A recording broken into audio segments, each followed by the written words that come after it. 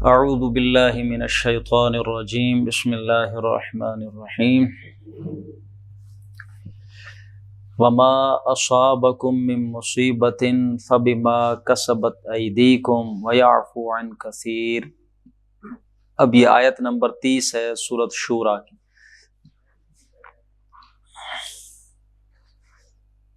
وما اصابکم، جو بھی تمہیں پہنچتا ہے، من مصیبت میں سے جو بھی تمہارے اوپر کوئی تکلیف آ جاتی ہے، فبما کسبت ایدیکم، تو وہ تمہاری اپنی کمائی ہوتی ہے، تمہارے کرتوت ہوتے ہیں۔ ویعفو عن کثیر، اور ابھی تو اللہ تمہاری ہر برائی، ہر کرتوت، ہر گناہ کے بدلے تکلیف دیتا بھی نہیں، تو بہت سے تو وہ ویسے معاف کر دیتا ہے، وہ پرواہ نہیں کرتا۔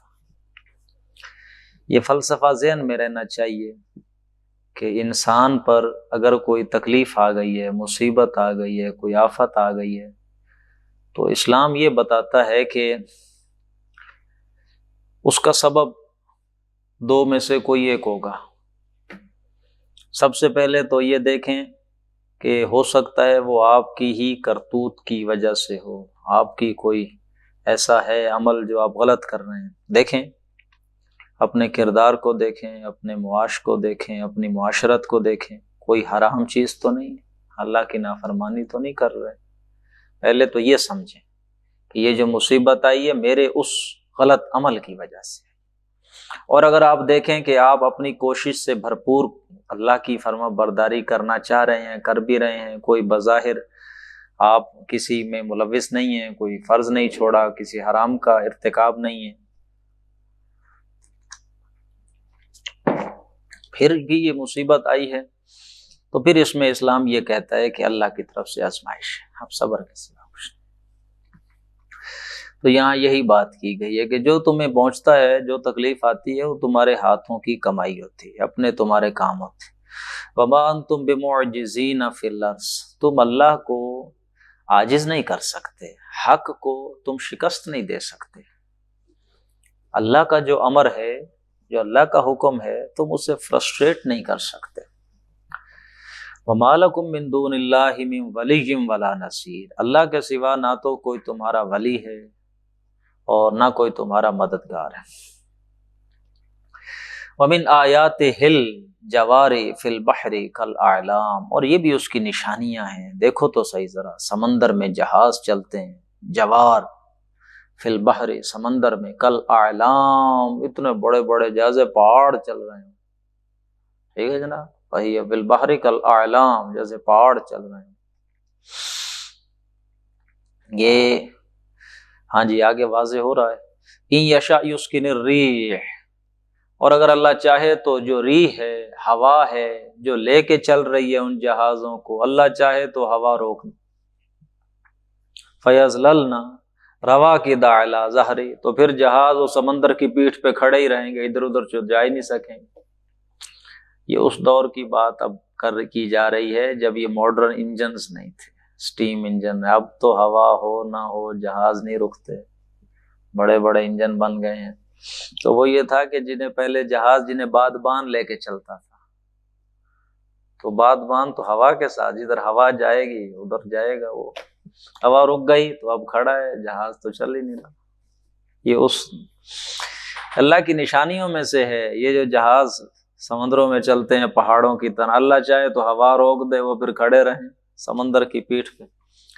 ان فی ذلک لآیات، اس میں نشانیاں ہیں، لکل صبار شکور، ہر صبر کرنے والے، شکر کرنے والے جو بھی لوگ ہیں ان کے لیے نشانی۔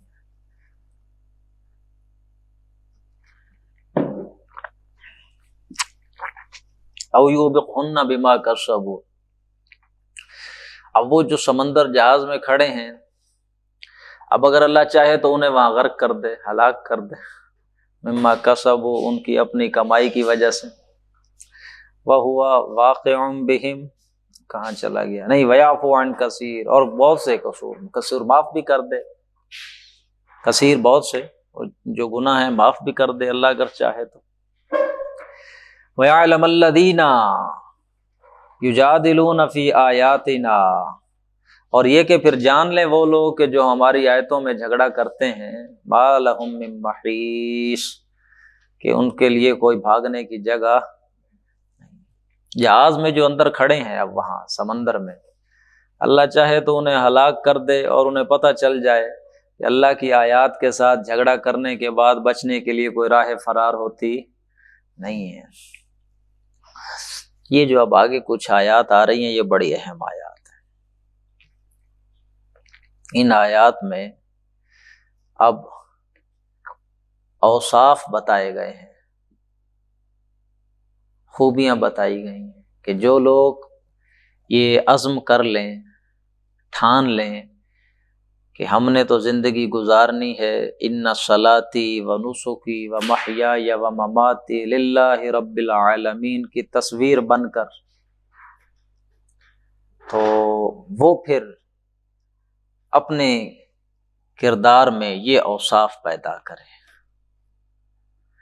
جنہوں نے اقامت دین کی جد و جہد کو اپنا مطمع نظر بنا لیا ہو کہ جزیات پہ نہیں فوکس کرنا، یہ سنت وہ سنت وہ سنت، وہ چھوٹے چھوٹے کو ادھر لگ گیا کو ادھر لگ گیا، نہیں، جو یہ مقصد بنا لیں کہ بس پورے نظام میں اللہ کی بات مانی جائے، علیحدہ علیحدہ چھوٹی چھوٹی چیزوں کو مشن بنانے کی بجائے کل اجتماعی نظام جو انسانوں کا ہے اس میں سب پہ اللہ کا حکم ہونا چاہیے، تو وہ پھر آسان کام نہیں۔ جو یہ کام کرنا چاہیں ان کے لیے پھر یہ ہے کہ وہ اپنے کردار میں یہ اوصاف پیدا کریں۔ ہو صداقت کے لیے جس دل میں مرنے کی تڑپ، پہلے وہ اپنے پیکر خاکی میں جان پیدا کرے، جان تو ہو پیکر خاکی میں، تبھی تو کام ہوگا۔ فما اوتیتم من شیء فمتاع الحیات الدنیا، فما اوتیتم جو تمہیں دیا گیا ہے، من شیء کوئی بھی شے جو تمہیں دی گئی ہے، کسی کو بیٹے زیادہ دیے ہیں، کسی کو مال و متاع زیادہ دیا ہے، کسی کو اور بہت ساری شکلیں ہیں نعمتوں کی، بھئی جو کچھ بھی تمہیں دیا گیا ہے، فمتاع الحیات الدنیا، وہ کیا ہے؟ دنیا میں برت لینے کا سامان ہے، اس سے بڑھ کر اس کی کوئی حیثیت نہیں۔ جو کچھ بھی تمہیں دیا گیا ہے فمتاع الحیات، دنیا کی متاع ہے، وما عند اللہ خیر وابقا، اور جو اللہ کے پاس ہے وہ بہتر ہے اور باقی رہنے والا ہے۔ للذین آمنوا، کن کے لیے؟ جو ایمان لے آئے ہیں، وعلی ربہم یتوکلون، اور وہ اپنے رب پر بھروسہ رکھتے ہیں۔ دو چیزیں ہیں اس آیت میں آئی، آیت نمبر نہیں، اس وقت جو ہیں ہم 36 پر ہیں، 36 آیت نمبر 36 سورۃ شورا، جی۔ تو یہاں اس آیت میں دو باتیں، پہلی بات تو یہ کہ انہیں یہ ذہن میں ہمیشہ مستحضر رکھنا چاہیے کہ یہ دنیا میں جو چیزیں ہیں، اولاد ہے، مال و متاع ہے، یہ بس اسی دنیا میں برتنے کے لیے، ان کی کوئی آگے حیثیت نہیں ہے۔ اصل جو چیز ہے وہ اللہ کے پاس ہے، وہ ہے باقی رہنے والا، اور وہ اس سے کہیں بہتر ہے۔ وہ اپنے ذہن میں پہلے واضح کر لیں کہ ہمیں دنیا کی طلب نہیں ہے، کس کی طلب ہے؟ آخرت کی، ہمیں یہ نہیں چاہیے۔ سب سے پہلے تو وہ یہ طے کر لیں، جب تک دنیا کی محبت دل سے نہیں نکلتے انسان قدم نہیں بڑھا سکتا۔ یہ پہلی چیز، فیصلہ کریں، سوچیں، شعوری سطح پہ خود کو منوائیں، مجھے دنیا نہیں چاہیے۔ اس میں تو گھاٹے آئیں گے، چیزیں چھوڑنی پڑیں گی، ظاہر ہے، وہ کام وہ پارٹ ٹائم والا نہیں ہے۔ اگر کوئی کمر ہمت کس لے تو بہت بڑا کام ہے، پیغمبرانہ کام، تو اس کے لیے وہ اگر دنیا کی چیزوں میں بھی اس کے دل میں گھر بنائے رکھیں گی تو وہ کام نہیں کر سکے گا۔ ڈاکٹر اسرار صاحب کہا کرتے تھے گاڑی ناکنگ کرتی رہے گی، پھر ظاہر ہے۔ بلکہ وہ یوں کہتے تھے کہ یہ جو دنیا کی محبت ہے، مال کے حساب سے وہ بات کرتے تھے، یہ جو مال کی محبت ہے یہ گویا کہ ہینڈ بریک ہے، یہ ہینڈ بریک آپ نے کھینچی ہوئی ہے، جتنا مرضی ایکسیلیٹر پہ پاؤں دباتے رہیں تو گاڑی آگے بھاگے گی وہ ناکنگ کرے گی بند ہو جائے گی، ناکنگ کرے گی بند ہو جائے گی۔ اب یہ تو چھوڑو، تمہیں عقل نہیں، اس کو چھوڑو، اس کو نیچے ختم کرو بالکل۔ یہ ہے جو دل کی محبت، دل میں تمہارے اس کی محبت بریکیں لگا کر بیٹھی ہے، اس کو بریک کھولو ذرا، دو اللہ کا ہے تمہارا نہیں ہے، تب گاڑی اس راستے پہ آگے چلے گی۔ جب تک میرا میرا کر کے بیٹھے ہو دنیا کو، تو پھر ادھر انسان بڑھ نہیں سکتا۔ تو پہلی چیز وہ یہ طے کر لے کہ میں نے آخرت لینی ہے، یہ نہیں لینا۔ اور دوسری چیز وَعَلَىٰ رَبِّهِمْ يَتَوَكَّلُونَ، بھروسہ اس نے کس پہ کرنا ہے؟ اللہ پہ بھروسہ کرنا ہے۔ اپنی ذہانت، اپنی فطانت، اپنی پلاننگ، اپنے ریسورسز، ان پہ بھروسہ نہیں ہے۔ استعمال بھرپور کرنا ہے، ان کو استعمال بھرپور کرنا ہے، لیکن ذہن میں یہ رہنا ہے، یہ بات رکھنی ہے کہ نتیجہ ان کی وجہ سے نہیں نکلے گا، نتیجہ اللہ کی مرضی سے نکلے گا۔ استعمال بھرپور کرنا ہے، فل کرنا ہے، ذہن ان کے طرف نہ منتقل ہو جائے، ذہن ان کے ساتھ نہ جڑ جائے، ذہن ادھر، نتیجہ ادھر سے آئے گا۔ میرے ذمے کام کرتے چلے جانا ہے۔ اگر وہ اللہ پہ توکل کرنے کی بجائے اپنی محنت پہ توکل کر بیٹھا، اپنے وسائل، محنت اور کوشش پہ، تو وہ تو رزلٹ نہیں نکلے گا، تو پھر کیا ہوگا؟ پھر تو دل برداشتہ ہو، کام نہیں کرے گا۔ یہ اکثر مسئلہ ہو جاتا ہے انقلابیوں کے ساتھ، کوشش نہیں نکلنے، بد دل ہوتے ہیں، پھر توقعات لوگوں سے رکھ لیتے ہیں، اس سے تو وہ توقعات تو پھر اس طرح نہیں نہ ہوتی۔ تو یہ چیزیں ہمارے پیش نظر نہیں رہنی چاہیے، بھروسہ اللہ پہ ہونا چاہیے۔ ہمارا مقصد تو اللہ کو راضی کرنا ہے، انقلاب لانا نہیں ہے، تو اس لیے کوشش کر رہے ہیں تاکہ وہ راضی ہو جائے۔ پہلی آیت میں دو باتیں آ گئی، آگے والذین یجتنبون کبائر الاثم والفواحش، اور وہ لوگ بڑے بڑے گناہوں سے اور بے حیائی سے اجتناب کرتے ہیں، جو میں نے بات ابھی آپ کو بتائی۔ کچھ لوگ ہوتے ہیں ہمارے ہاں، بالخصوص مذہبی لوگ ایسے ہوتے ہیں جو بظاہر بڑے مذہبی ہوتے ہیں، بظاہر داڑھی انہوں نے رکھنی ہے اپنے حساب سے، اور ٹوپی امامہ کا وہ بھی سر پہ باندھنا ہے، اور وہ شلوار ٹخنوں سے اوپر رکھنی ہے، اور مسواک کو یوں ہاتھ میں رکھنا ہے لٹکا کے ادھر ادھر، جیسے ہی ان کا انتخابی نشان ہو۔ اور یہ چیزیں یہ بھی کرنے کی ہیں، ان کو بھی غلط نہ لیا جائے، میں نے غلط بات بول دی، بات بہرحال کہنی بھی عزت کے ساتھ ہی چاہیے۔ یہ کام بھی ہیں کرنے کے، لیکن یہ بہت معمولی ہے، چھوٹی چھوٹی سنتے ہیں۔ تو یہ جو لوگ بڑے کام کرنے والے ہوتے ہیں، یہ ان چھوٹی چیزوں کی اتنی پرواہ نہیں کرتے، بڑے جو گناہ ہیں ان سے بچتے ہیں، فوکس ان پہ ہوتا ہے، بڑا کوئی گناہ نہ ہو، ٹھیک ہے نا جناب۔ تو حرام کام میں ملوث نہیں ہوتے، جھوٹ نہیں بولتے، وعدہ خلاف نہیں کرتے، اور خیانت نہیں کرتے، تمام فرائض پہ عمل پیرا ہوتے ہیں، تمام جملہ من جملہ حرام چیزوں سے وہ اجتناب کرتے ہیں۔ تو یہ چھوٹی چھوٹی چیزوں پہ ان کا اتنا توجہ نہیں ہوتی، کس نے رفع الیدین کیا ہے، کس نے نہیں کیا، کس نے آمین پڑھی ہے، کس نے نہیں پڑھی، یہ ان چھوٹی چیزوں سے وہ ان کو پرواہ نہیں ہوتی۔ جو کبائر ہیں ان سے بچتے ہیں، والفواحش، اور بے حیائی جو ہے کل کی کل اس سے بچتے ہیں۔ یہ بڑے صرف گناہ کہے ہیں، بے حیائی ساری کی ساری، بے حیائی کلیتاً، بے حیائی کے چھوٹے سے چھوٹے کام سے بھی وہ کیا کرتے ہیں؟ اجتناب۔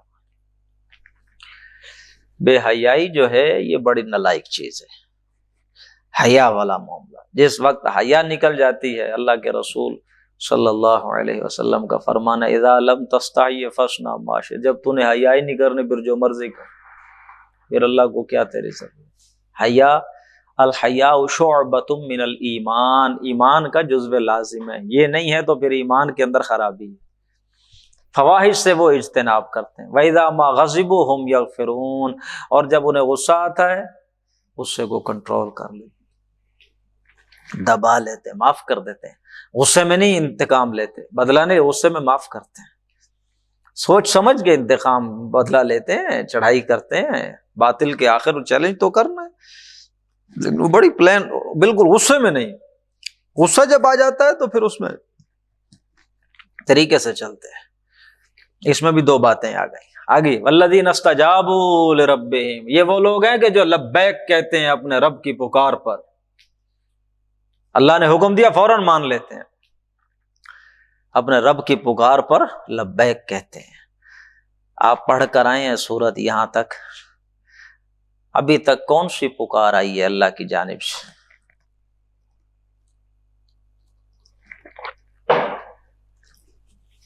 اس سورہ شورى میں صرف ایک آئی ہے، ان اقیم الدین، صرف ایک، امر کے صیغے میں، اور نہیں کے صیغے میں بھی ایک حکم آیا ہے، منع کیا ہے، ولا تتفرقوا فیہ، تفرقہ مت ڈالو، یہ دو حکم، دو پکار۔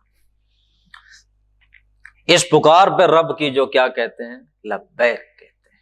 والذین استجابوا لربہم واقاموا الصلاۃ، اور اب آیا ہے کیا کرتے ہیں؟ نماز بھی قائم کرتے ہیں۔ ظاہر ہے یہ عبادات جو ہیں یہ تو آپ کی معاونت کرتی ہیں آپ کے اس مشن میں، آپ کو چلنے میں۔ یہ نماز مدد دیتی ہے، ہر تھوڑی دیر بعد اللہ سے مدد مانگنی، ہر تھوڑی دیر بعد اللہ، یہ تو حوصلہ بڑھاتی ہے انسان کا۔ ہاں جی، رب کی پکار پہ لبیک کہتے ہیں اور نماز قائم کرتے ہیں۔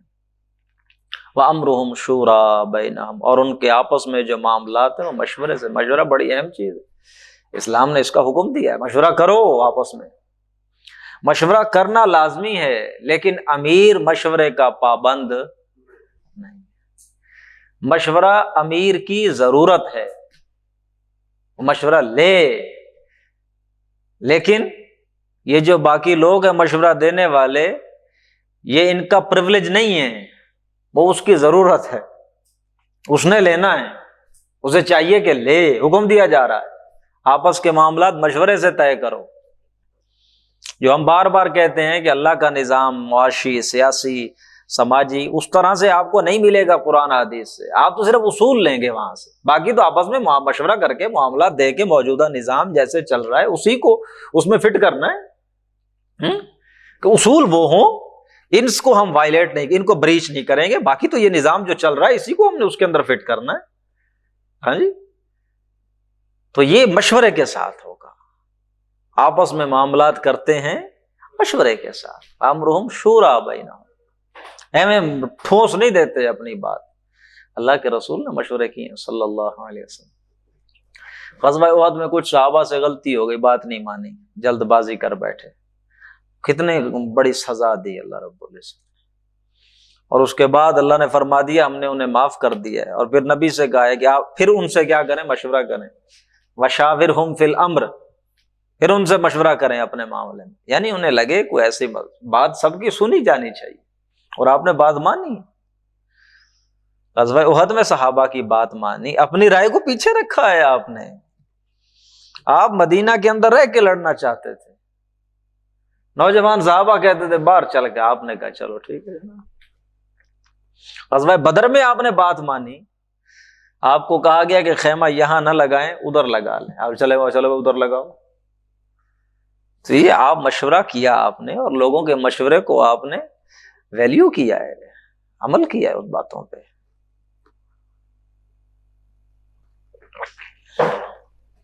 وَمِمَّا رَزَقْنَاهُمْ يُنْفِقُونَ، اور یہ اقامت دین کا جو کام ہے اس میں خرچ بھی ہوگا، پیسے بھی لگیں گے، ایسے ہونے والا کام نہیں ہے مفت۔ تو یہ وہ لوگ ہیں کہ جو ہم نے رزق دیا ہے اس میں سے خرچ بھی کرتے ہیں، صرف جان نہیں لگا رہے، اپنا مال بھی لگا رہے ہیں، انہیں پتہ ہے یہ مال اور جان سب اسی کا دیا ہوا ہے۔ والذین اذا اصابهم البغی هم ینتصرون، اور یہ وہ لوگ ہیں کہ جب ان پہ ظلم کیا جاتا ہے تو پھر بدلہ لیتے ہیں۔ اب یہ دیکھیں پیچھے ابھی آپ نے پڑھا ہے، جب ہم نے سورۃ فصلت پڑھی ہے تو اس میں اللہ رب العزت نے فرمایا ادعو الی سبیل، کیا تھا، ادفع باللتی ہی احسن ولا تستوی الحسنۃ ولا السیئۃ، برائی اور بھلائی برابر نہیں ہے، ادفع باللتی ہی احسن، دفاع کرو اور بات کو رد کرو، بدلہ دو بڑے اچھے انداز میں، برائی کا بدلہ بھی اچھے انداز کے ساتھ دو۔ میں نے بتایا تھا کہ دعوت کے مرحلے میں تو یہ کرنا پڑے گا، آپ کو لوگوں کی باتیں کڑوی کسیلی سننی پڑیں گی، بدلے میں اچھی بات کرنی پڑے گی۔ لوگوں کی بہت ساری چیزیں آپ کو غلط برداشت کرنی پڑیں گی، لوگ کر دیتے ہیں باتیں، لیکن دعوت میں آپ نے برداشت کرنا ہوتا ہے۔ جب اقامت دین کی جد و جہد کا مرحلہ آئے، اقدام کا مرحلہ آئے، پھر آپ بدلہ لیتے ہیں۔ جب کوئی ظلم ہوتا ہے تو وہ بدلہ لیتے ہیں۔ وَجَزَاءُ سَيِّئَةٍ سَيِّئَةٌ مِثْلُهَا، اور برائی کا بدلہ اتنا ہی ہے جیسے برائی کی گئی ہے، اس کے برابر، برائی کا بدلہ اس برائی کے برابر ہوگا۔ آپ فرق نوٹ کریں، یہ مرحلے کا فرق ہے۔ اگر دعوت کے مرحلے میں ابھی ہے اور آپ بدلہ لینے لگے تو آپ غلطی پر ہیں۔ جب تک محمد الرسول اللہ صلی اللہ علیہ وسلم کی سیرت کو قرآن کے ساتھ میچ کر کے اس کو اس کی جگہ پہ رکھ کے چیزوں کو نہیں سمجھیں گے تو دھوکہ اٹھائیں گے۔ اب یہ بھی قرآن ہے، وہ بھی قرآن ہے، وہ بھی قرآن میں مولوی دلیل دے دے گا آپ کو کہ وہ بدلہ اچھا دینا ہے بھائی، اچھا دینا ہے، کوئی برائی کرے تو آگے سے لڑنا نہیں ہے۔ کوئی یہ مولوی کہہ دے گا نہیں بدلہ لینا ہے پورے کا پورا جیسے کہا گیا۔ اس چیز کو اس کے پس منظر میں رکھ کے دیکھو، یہ تو ذہن تیار کیے جا رہے ہیں صحابہ کے، وگرنہ یہ مکہ میں 6 ہجری 6 نبوی میں نازل ہوئی ہے، ابھی بدلے لیے نہیں جا رہے، ابھی تو سمجھایا جا رہا ہے، بتایا جا رہا ہے کہ مکہ کا جزیرۃ العرب کا جو نظام ہے یہ ظلم پر مبنی ہے، اس کو ختم کر کے عدل پر مبنی اللہ کا دیا ہوا نظام قائم کرنا ہے، ذہن سازی کی جا رہی ہے۔ بالفعل تو ابھی دین دعوت کے مرحلے میں ہے جی، تو یہ چیزوں کو اس کے پس منظر میں رکھ کے دیکھنا ہے، تب صحیح ہدایت انفر ہوتی۔ ادھر سے نکال لیں گے جہاں وہ پڑا تھا تو پھر آپ کو اس کا اصل سمجھ نہیں آئے گا کہ یہ کیا تھا یہاں معاملہ۔ فمن عفا، اور جو شخص معاف کر دے، واصلح، اور اصلاح کرے، فاجرہ علی اللہ، تو اس کا معاملہ، اس کا اجر اللہ کے سپرد ہے۔ اب یہاں بھی دیکھیں، جو شخص معاف کرے، لیکن معاف کیوں کرے؟ اصلاح کے لیے۔ آپ کو پتا ہو کہ اس شخص کو اگر ہم چھوڑ دیں گے تو اب یہ اصلاح کر لے گا، اب آپ معاف کر دیں کہ آپ کے معاف کرنے کے نتیجے میں درستگی ہوگی، معاملے کی خرابی نہیں ہوگی، وہ اچھی بات ہے، اس کا پھر اجر اللہ کے ذمہ۔ بعض اوقات صورتحال ایسی ہوتی ہے، ہم دیکھتے ہیں کہ یہاں معاف کر دینے سے خیر آئے گا، ٹھیک ہے، وہاں معاف کر دیا جائے۔ لیکن وہ جو ہوا تھا معاملہ بدر میں، اللہ کے رسول کے پاس قیدی آ گئے تھے تو آپ نے ان کو چھوڑ دیا، تو اللہ نے تھوڑا ناراضگی ڈانٹا تھوڑا کہ ایسے کیسے کر دیا۔ حضرت عمر کی رائے کی گویا تائید کی، تو پھر آ جائیں گے لڑنے کے لیے، اس وقت معاف نہیں کرنا چاہیے۔ معاف اس وقت کریں جب آپ کو پتا ہو کہ اصلاح ہو رہی ہے۔ امن عفا و اصلاح، جس نے معاف کیا اور اصلاح کے لیے کیا کہ اصلاح ہوگی، فاجرہ علی اللہ، تو اس کا اجر ہے اللہ کے ذمہ۔ انہ لا یحب الظالمین، اللہ ظالم کو تو پسند نہیں فرماتا۔ ولمن انتصر بعد ظلمہ، اور جس شخص نے انتقام لیا اس کے بعد کہ اس پہ کیا کیا گیا تھا؟ ظلم کیا گیا تھا، فاولئک ما علیہم من سبیل، تو ایسوں پہ کوئی ملامت نہیں، کوئی الزام نہیں ہے ان پہ آپ ان کے خلاف کوئی کیس نہیں بنے گا، انہوں نے بدلہ لیا، ان پہ ظلم کیا گیا تھا، مظلوم کا تو اللہ نے اجازت دی۔ 6 پارہ شروع ہوتا ہے سورۃ مائدہ میں، ہم پڑھ آئے ہیں، لا يحب اللہ، نہیں سورۃ مائدہ نہیں، سورۃ نساء ہے، لا يحب اللہ الجہر بالسوء من القول الا من ظلم، اللہ نہیں پسند کرتا کہ بری بات کا چرچا کیا جائے، ہاں لیکن وہ شخص کر سکتا ہے جس پہ ظلم ہو، اس کا دل پسیجا ہوا ہے، دل دکھی ہے اس کا، وہ کوئی بد دعا کرے، کوئی باتیں کرے، برا بھلا کہے تو اس کو چلو اجازت ہے، تو اس کا دل دکھی ہے، وہ اس کیفیت میں ہے، وگرنہ اللہ کو پسند نہیں ہے کہ بری باتوں کا چرچا کیا جائے، ہاں مگر جس پہ ظلم کیا جائے، تو جو جس پہ ظلم کیا گیا وہ بدلہ لے، اس پہ اس کے خلاف کوئی کیس نہیں ہے، کوئی الزام، کوئی اس کے اوپر وہ نہیں ہے، حرج نہیں ہے۔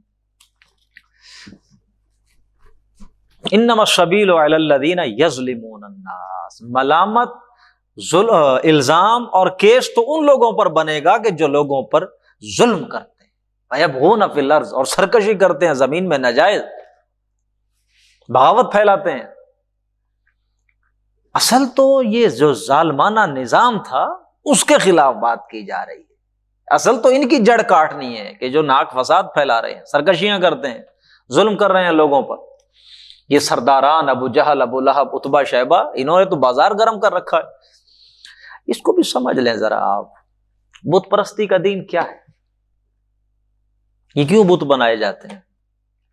صرف اس لیے کہ جو سرمایہ پرست حکمران طبقہ ہوتا ہے وہ یہ جو بت فروشی، یہ جو بتوں کی پوجا کرنے والا جو دین ہوتا ہے، اس کے ذریعے سے لوگوں کی جیبوں سے پیسے نکلواتے ہیں، لوگوں کا استحصال کرتے ہیں۔ یہ دراصل یہ نظام، اب دیکھو یہ بت تمہیں بتائے گا کہ لوگوں کے ساتھ کیسے معاملات کر رہے ہیں، یہ تو نہیں بتائے گا۔ قبر والا تمہیں بتائے گا کہ تم نے آپس میں، ہمسایوں نے، کاروباریوں نے کیسے معاملات زندگی کے چلانے، وہ بتائے؟ کچھ نہیں بتائے۔ تم ان کا نام لے کر بتوں کا، قبروں والوں کا، انسان دشمنی والے رویے روا رکھتے ہیں۔ انسان دشمنی ہوتی اس دین کی آڑ میں۔ ایک اللہ کو نہیں ماننا، کیوں؟ اللہ کو مانے کو تو اللہ تو پہلا حکم یہی دیتا ہے دوسروں کے ساتھ خیر خائی کرو، حق ادا کرو، عدل کرو، زیادتی، اس کی بات نہیں ماننی کیونکہ یہ تو ہمارے اعمال کو صحیح کرتا ہے۔ ان کو مانیں گے، یہ ہمیں کچھ بھی نہیں کہتے، ان کے نام پہ تو ہم بتاتے ہیں کرنا کیا ہے۔ ان کا جو یہ دین ہے، ان کے نام پہ اگر دین چلتا ہے تو وہ دین کون دے رہا ہوتا ہے؟ تو ہم دے رہے ہوتے ہیں۔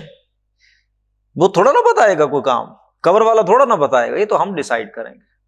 اللہ کو مان لے، وہ تو پھر اللہ بتا رہا ہے۔ اللہ کو تو پہلا حکم ہی انسان دوستی، خیر خائی، انسان الدین النصیحہ، دین تو ہے ہی خیر خائی، اور دین تو آیا ہی عدل قائم کرنے کے لیے، اسی لیے وہ نہیں مانتے۔ تو یہاں یہ بات کی جا رہی ہے کہ ملامت تو ان لوگوں پر ہے جو ظلم کرتے ہیں لوگوں پہ، وَيَبْغُونَ فِي الْأَرْضِ بِغَيْرِ الْحَقِّ، ناحق زمین میں فساد پھیلاتے ہیں، شر پھیلاتے ہیں، سرکشیاں کرتے ہیں۔ اولئک لہم عذاب علیم، ان کے لیے دردناک عذاب ہے۔ وَلَمَنْ صَبَرَ وَغَفَرَ إِنَّ ذَلِكَ لَمِنْ عَزْمِ الْأُمُورِ، اور جو شخص صبر کرے، معاف کر دے، تو یہ بڑے عزم والے کاموں میں سے ہے۔ تو یہ کچھ آیات تھیں کہ جن میں نقشہ کھینچا گیا ہے ان اوصاف کا، یہ اوصاف ہونے چاہیے ان لوگوں میں جو ظلم کا نظام ختم کر کے اس کی جگہ عدل پر مبنی نظام معاشرے میں قائم کرنا چاہیں، یا بالفاظ دیگر اللہ تعالیٰ کا دیا ہوا نظام عدل اجتماعی دین جو قائم کرنے کی کوشش میں جب لگ جائیں تو یہ اپنے وہ کردار میں چیزوں کو رکھیں لازماً۔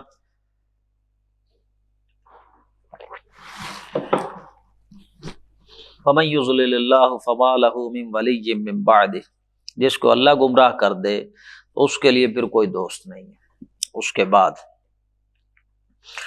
وَتَرَى الظَّالِمِينَ لَمَّا رَأَوُا الْعَذَابَ، اور آپ دیکھیں گے ظالموں کو کہ جب وہ عذاب کو دیکھ لیں گے، یقولون، پھر چیخیں گے، هَلْ إِلَىٰ مَرَدٍّ مِّن سَبِيلٍ، کیا یہاں سے لوٹ جانے کا کوئی راستہ ہے؟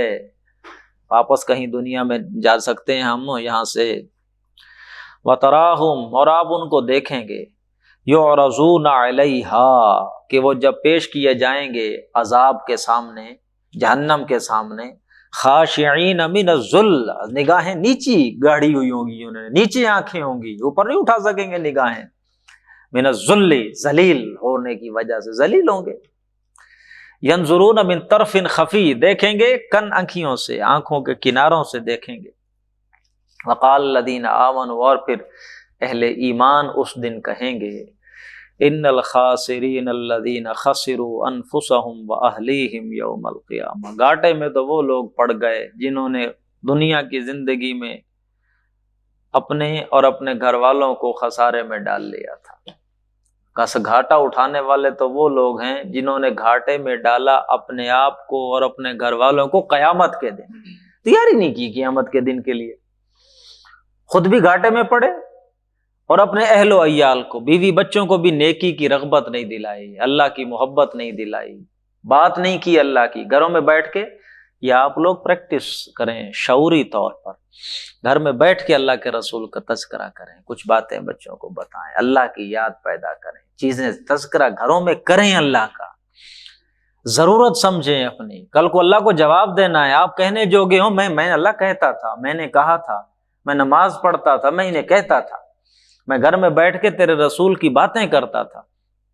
بات کو اللہ کے رسول کے ازواج کے کو واقعات سنا دیا کریں، کو بات کیا، گھروں میں ماحول بنائیں، بچوں کے ساتھ بات کریں، بیویوں کے ساتھ باتیں کریں دین کی، انہیں اور دین کون سکھائے گا؟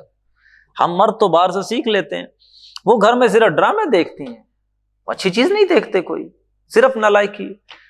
تو ہم جب گھر ہوں تو ہمارے اندر سے وائبز نکلیں، ہم بولیں، انہیں پتہ ہوگا یار یہ آ گیا ہے، اب نہیں کام ہو سکتا، اب اس کے پاس بیٹھنا ہے، بات سننی ہے اچھے انداز میں، لڑنا اور ڈنڈا اٹھانا یہ نری نالائکی ہے، تو اس سے بھی بڑا فساد ہے۔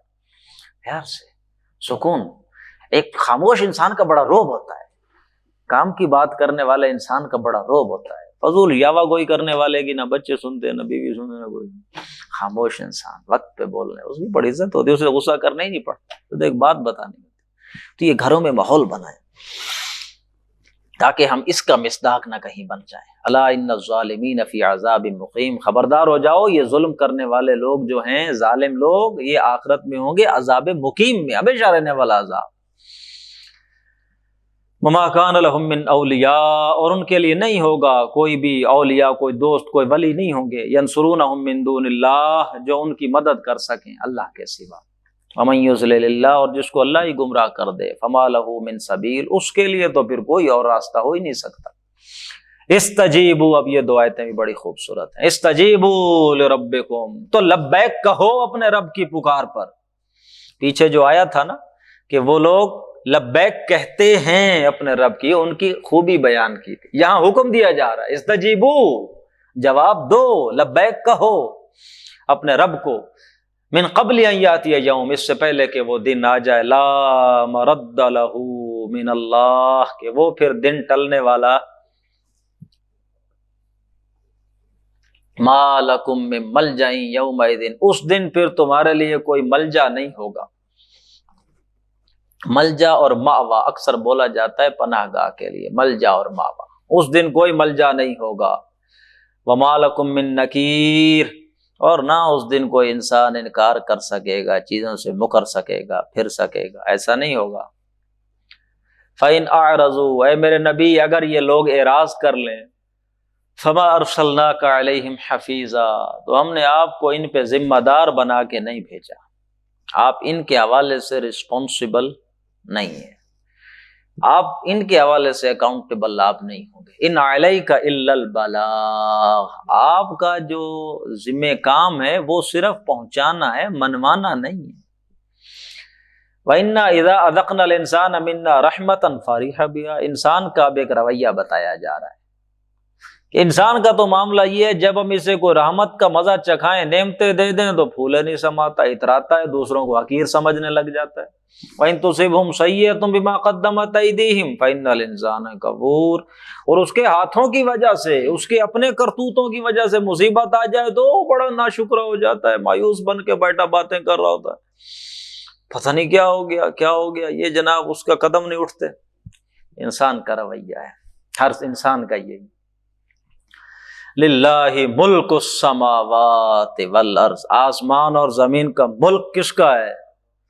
بادشاہ کون ہے؟ اللہ ہے۔ اکثر ما فی السماوات آتا ہے، اکثر قرآن میں آتا ہے للہ ما فی السماوات وما فی الارض، جو کچھ آسمانوں میں ہے، جو کچھ زمینوں میں اللہ کا۔ یہاں کیا ہے؟ ما فی، یہاں ملک السماوات، اللہ کی بادشاہت قائم کرنی ہے نا، اللہ کا حکم قائم کرنا ہے، اللہ کے لیے ہے بادشاہت۔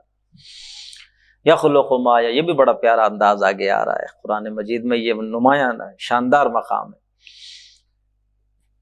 اللہ کی بادشاہت کی دلیل دی جا رہی ہے۔ اللہ بادشاہ ہے اس لیے وہ پیدا کرتا ہے جو چاہتا ہے، یخلق ما یشاء، وہ پیدا کرتا ہے جو چاہتا ہے، یہب لمن یشاء اناثا، جسے چاہتا ہے بچیاں ہی دے دیتا ہے، لڑکیاں ہی لڑکیاں، ویہب لمن یشاء الذکور، جسے چاہتا ہے بچے ہی بچے دے دیتا ہے، لڑکے ہی لڑکے، او یزوجہم ذکرانا و اناثا، یا جوڑے جوڑے بنا کے دے دیتا ہے، لڑکیاں بھی دے دی لڑکے بھی دے دیے، وَيَجْعَلُ مَن يَشَاءُ عَقِيمًا، جسے چاہتا ہے بانج بنا دیتا ہے، وہ ہے بادشاہ۔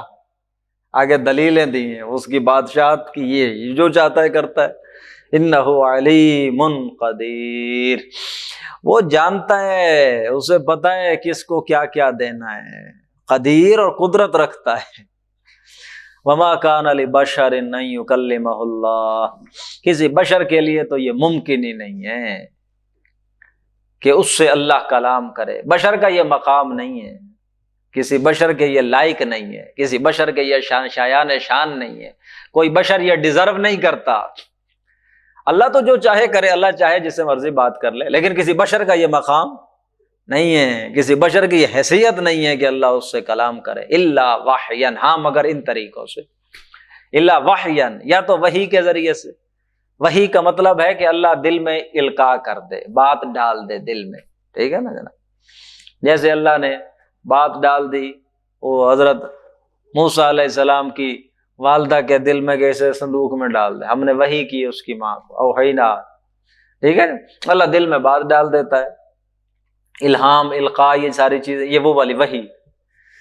کسی بشر کی یہ حیثیت نہیں ہے کہ اللہ اس سے کلام کرے، ہاں مگر ان طریقوں سے ہو جاتا ہے، اللہ فرما لیتا ہے، ہاں کہیں دل میں القاء کر دیا، وحی کر دی، او من وراء حجاب، یا کہیں پردے کے پیچھے، کہیں اوٹ کے پیچھے، سامنے، یہ وہ ہے جو حضرت موسیٰ سے کی ہے، من وراء حجاب، اللہ کو کلام فرماتا ہے۔